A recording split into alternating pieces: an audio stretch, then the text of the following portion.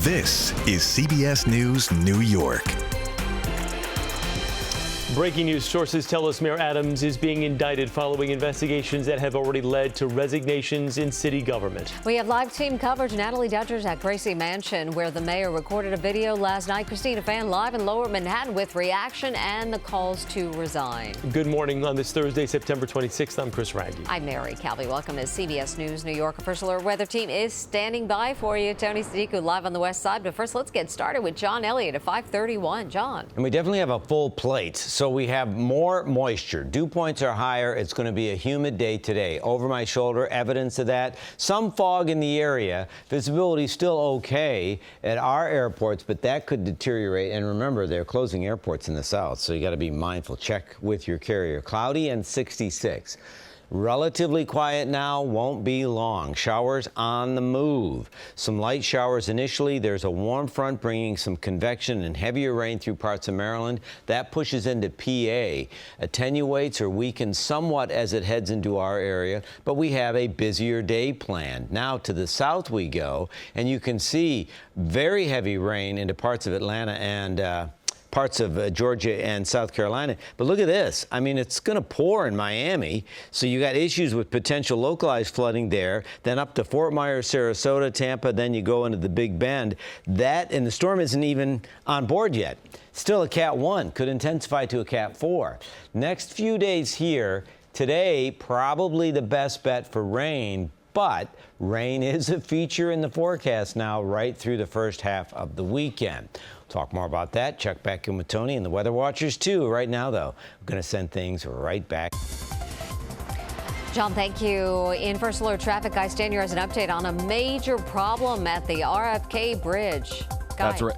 That's right, Mary. We're going to start at the East River crossings. The Bronx-Manhattan-bound RFK Triborough Bridge completely shut down due to an accident investigation. This has been closed for over an hour. Drivers headed to the Bronx should stick with the Whitestone Bridge. Drivers going to Manhattan can head over to the Edcouch-Queensboro Bridge. We also have 2 lanes blocked on the Queens-bound side with emergency vehicles. And you can see on this camera here, trucks are actually starting to back off of the roadway. Checking mass transit, everything running on or close to schedule for Metro North, PATH Trains, New Jersey Transit, and the LIRR. This is better news for New Jersey Transit riders after yesterday afternoon's derailment. Trains are back on schedule. Alternate side parking is in effect today citywide. Once again, it's a gridlock alert day. Chris and Mary, back to you. Guy, thank you. Now to breaking news. Criminal charges for Mayor Eric Adams. Sources tell CBS News New York that Adams has been indicted after a federal investigation that he would make history as the first sitting New York City mayor to face criminal charges. Natalie Duddrige leads our team coverage from Gracie Mansion with the very latest on this. Natalie? Chris and Mary, good morning. Well, sources tell us that the mayor could appear in court as soon as this morning. And so we have our eye right now on Gracie Mansion as well. We're on the lookout for the mayor. All quiet here right now, except for us media as well as the NYPD. Now, this all comes after several investigations into the mayor and members of his administration starting last November. Earlier this week, Adams was asked if he was going to resign. He rejected the idea and said he was looking forward to running for re-election. Mayor Adams responded through this taped video message from Gracie Mansion last night.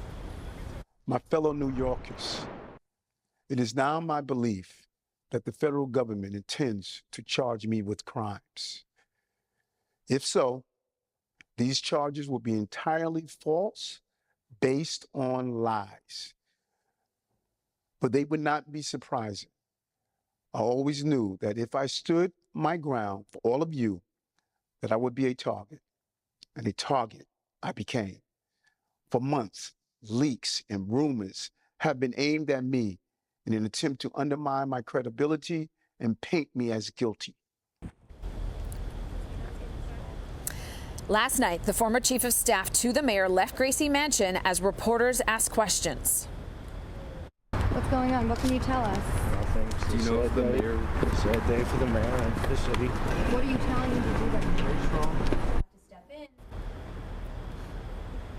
So what happens next? Governor Kathy Hochul does have the ability to remove Adams from office, and our political reporter Marsha Kramer says there will be pressure to do so because the mayor has positions to fill due to the recent resignations and may have a hard time filling them due to this situation. Now, if Adams were to resign or be removed by the governor, public advocate Jumaane Williams would then take over on an interim basis and would have 3 days to call for a special election that would then have to be held within 80 days. Federal authorities had been scrutinizing donations to Adams' 2021 mayoral campaign from people connected to the Turkish government. Sources say a new round of subpoenas were then delivered to Adams' lawyer in July, seeking information related to dealings with Israel, China, Qatar, South Korea, and Uzbekistan. Other federal investigations are ongoing. They include former NYPD Commissioner Edward Caban, who has since resigned, as well as Deputy Mayor for Public Safety Philip Banks, his brother, Schools Chancellor David Banks, and his partner, First Deputy Mayor Sheena Wright. David Banks did announce he would retire, but has insisted that he previously told Adams about his retirement prior to these investigations taking place. So again, back out here live, we are keeping our eye out for the mayor. We've seen some security out here, just one NYPD cruiser, all still quiet, but that is likely to change in the coming hours. We're live here on the Upper East Side. Natalie Duddrige, CBS News, New York. Natalie, thank you. And reaction is pouring in this morning to word that Mayor Adams is facing this federal indictment, with Mayor Adams now facing calls to resign from some prominent elected officials. Christina Fan is live at Federal Plaza in Lower Manhattan, where this morning we're awaiting the possible unsealing of the indictment by federal prosecutors. Christina. Well, Mary and Chris, even before last night's breaking news that the mayor had been indicted, calls were already mounting for him to resign, including from prominent Democrat Alexandria Ocasio-Cortez. In a statement posted to X Wednesday afternoon, she wrote, "I do not see how Mayor Adams can continue governing New York City. The flood of resignations and vacancies are threatening government function. Nonstop investigations will make it impossible to recruit and retain a qualified administration."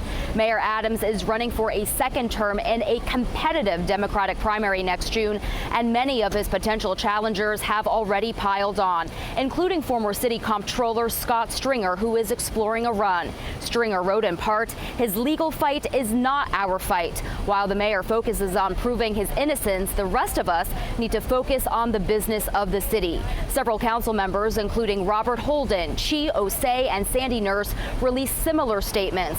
Holden, who was one of the very first to call on former police commissioner Edward Caban to resign, said of the mayor, "There is no way he can effectively lead with this cloud hanging over him." The New York Working Families Party, an influential progressive state group, has also called on the mayor to step down this morning, writing that he has lost the trust of everyday New Yorkers. Reporting live from Lower Manhattan, Christina Fan, CBS News, New York. Christina, thank you.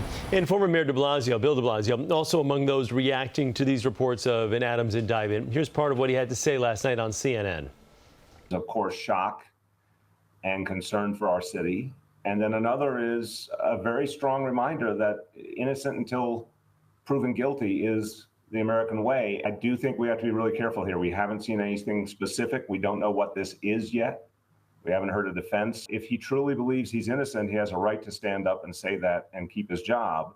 But he does owe it to New Yorkers to explain how he's going to navigate that reality and provide the leadership we need. And in our next half hour, we continue our coverage on this historic indictment with a breakdown of the federal investigation into Mayor Adams. We'll also hear from a Hofstra law professor and talk about what's next for Mayor Adams and the city. 5:39 coming up, the listeria outbreak, yet another fatality here in New York as Boar's Head takes new action. We've been covering the story for months, and now we're seeing some results. The construction underway that's helping residents after the massive storm damages on Long Island. And now to meteorologist Tony Sadiku, who's on the west side this morning. Tony. Hey, good morning there, Chris and Mary. I got clouds again to greet you out the door. And as John was saying, we do have a couple drops. A little bit of a misty morning out there for many. Evidence of that moisture moving in. Ahead, we're going to take a look at the hour-by-hour breakdown of how rain chances look for you Thursday. And, of course, we're checking in with the weather watchers, too, when CBS News New York continues.